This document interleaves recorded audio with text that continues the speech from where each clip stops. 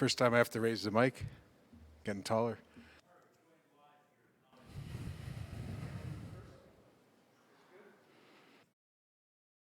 I guess, Peter, just how active were you today, and where was it a matter of just some deals fell through, or did you just kind of were more of an observer today, and if something happened, something happened? Well, we had discussions today with a few teams, kind of the tailing end of conversations and discussions I've had over the last week. We had a couple of things that were in play today that involved Andrew Ferentz, his essentially his cap hit. So we were. He had waived his no move, and I talked to Andrew, and it was great that he did. And so we were able to open some things up, and this happened a few days ago, so we're in on a couple of things within the last few days. But we felt after making the move yesterday for Desharnais, we weren't overly active. We kind of targeted a few areas, and they didn't happen. Okay. Peter, Justin Fontaine, like people might look at this from afar and think, you know, this is an American Hockey League deal, but is this a guy that could potentially, given his prior NHL experience, help you out down the road, even in the playoffs? Yeah, he's I would consider him a depth player. We traded Taylor Beck for him. We just felt that a move was necessary from that perspective, probably because he can give more depth. He has a more two-way component to his game. Minor move. It'll continue to help our American League team, and it gives us, I think, legitimate depth. Peter, with Desharnais, obviously he'd been injured a little bit this season, hadn't played as many games. But where do you see him fitting in to your center depth? Assuming Leon stays on the wing, do you see him playing as a number 3, 5-on-5 center, or do you see him as a 3-4? No, I see him in the third line. Yeah, that's why we got him. He's a versatile player. He plays well above the puck. He's smart. He competes. I know he's small, but he's strong. He's a low center of gravity. I saw him for a lot of years playing us in Boston. He's a good player. This year hasn't been as good for him. He hurt his knee earlier on. He's been in and out of the lineup prior to us acquiring him.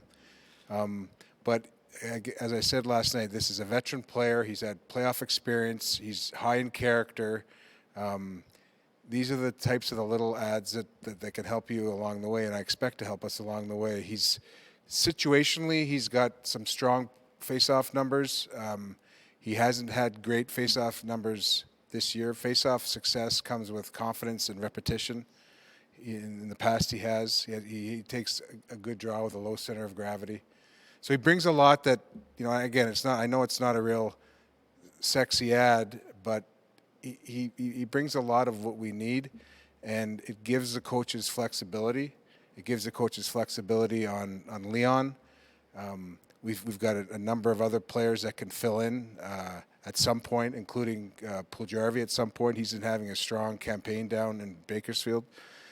So it was, you know, he was a targeted player. We had other targets, but we felt it was time to move yesterday. Today, you know, you kind of pick around the edges a bit, and you have a couple of thoughts in mind, and that's what we were doing today. We had some flexibility. We had a little bit of traction on some things. No, not a goalie. We decided we're going to go with the goalies that we have. Part of our kind of overriding philosophy here, and I said this earlier in my press conference prior to this last road trip, was we wanted to give these guys a chance, the guys that got us here, and that includes LB. And we feel that his practices have been getting better. We feel that the effort and his performances in his games have been good, and we see improvement. And so we're confident in him spelling Cam, and we'll have to spell Cam at certain points, and that's been discussed between myself and the coaches. So we're not after a goalie today. Peter, when circling back to that, was that a decision you guys made watching LB play or watching him practice, or was that as more of a decision that there just really wasn't anyone out there to No, there were goalies out there today. Yeah, no, it was a decision we made over time, and when we made the switch between Gus and LB, LB wasn't exactly lighting up the American League, but we wanted to get him up here. and we wanted to work with him, and we wanted to see how his practices went. Practices are very important for goalies, and we've been happy with it. And he's a big, strong kid who's got potential, and maybe we brought him up a little too quickly last year. But I've liked what I've seen, and we're going to continue to go with it. So it was overtime when we made it. It wasn't a function of what was available. There were a number of goalies available today. Peter, how do you feel about the roster you have in place right now to hold on to the spot that you have, but to maybe push a team or two in the playoffs, maybe be able to win a round or two? How do you feel about the group as a whole? This is the final look. I feel pretty good. We went through this difficult road trip, and I thought we came in 3-3, and I went into the road trip hoping that that's what we'd come out. Of course, you win 2 of your first 3, and you hope you do a little better. But it's well-rounded. It's still a little bit of youth in it, and experience. I think we've got good depth. We got good depth on D.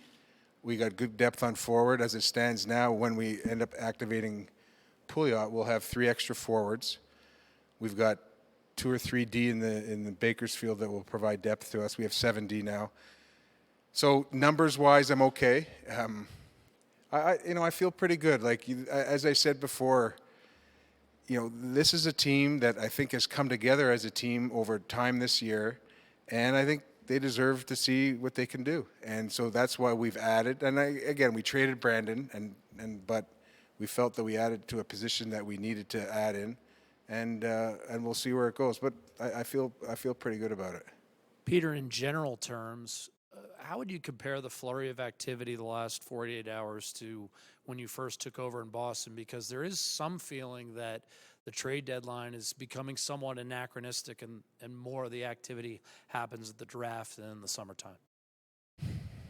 Well, there were a lot of conversations, and this year, more than any year I can remember off the top of my head, more teams have been in it. And so I don't know. I don't know how many deals are out there. I watched that tracker. I don't know if it's full yet, but there seems to be about the same amount of deals. I don't know if that was a cumulative number, maybe more deals were done before today. Maybe, is that your question? Yeah, I don't know. You just try and you sense and feel where the timing is on the deals that you're working on, and you've got people that you talk to on the other side, and you have to move when you have to move.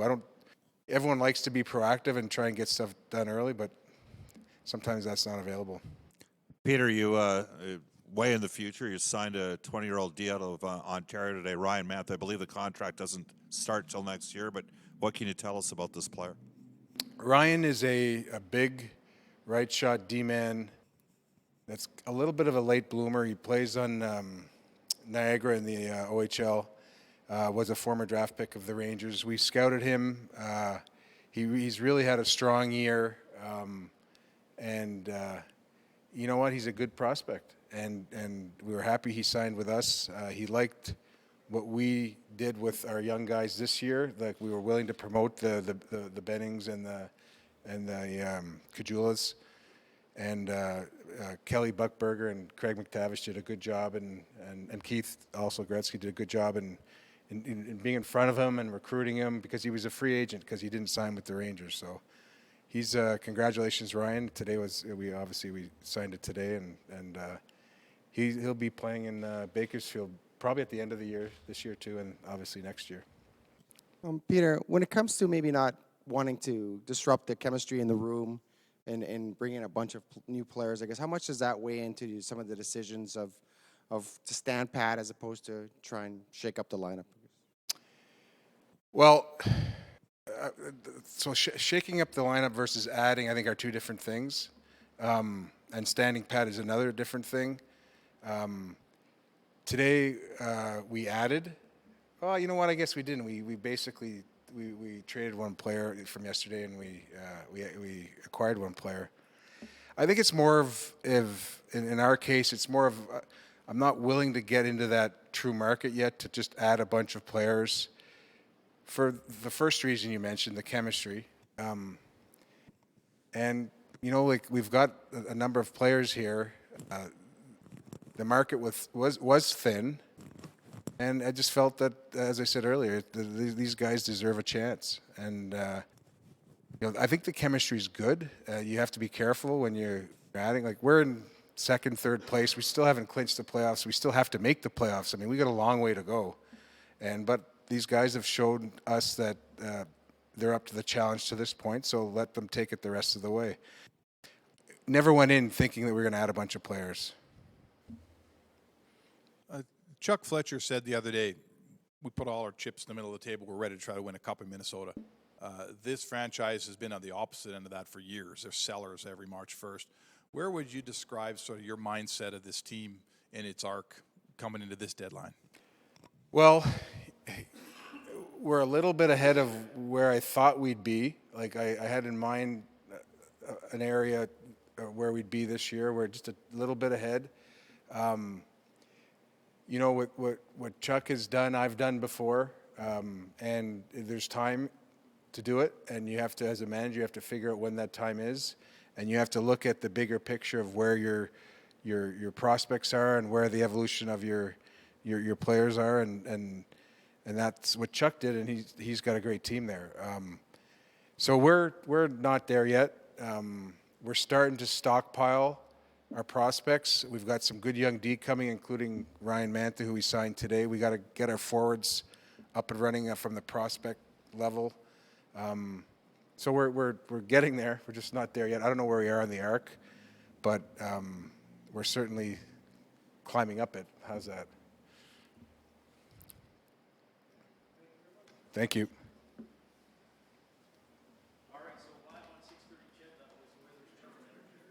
Chiarelli with his post-trade.